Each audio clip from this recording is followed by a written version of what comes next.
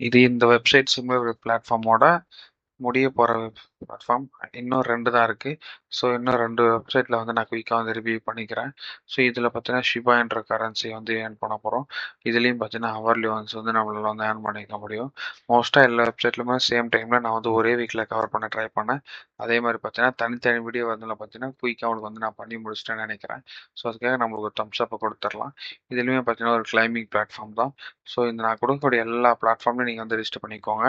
So மறக்காம பார்த்தீங்கன்னா நம்ம சேனலை வந்து ஃபாலோ பண்ணிக்கோங்க. ப்ளஸ் லைக் பண்ணிக்கோங்க. அப்படியே பக்கத்தில் இருக்க பெல் ஐக்கனை கிளிக் பண்ணிக்கோங்க. அப்போ தான் நான் போகிற வீடியோஸ் உங்களுக்கு குயிக் அப்டேட்டில் வரும்.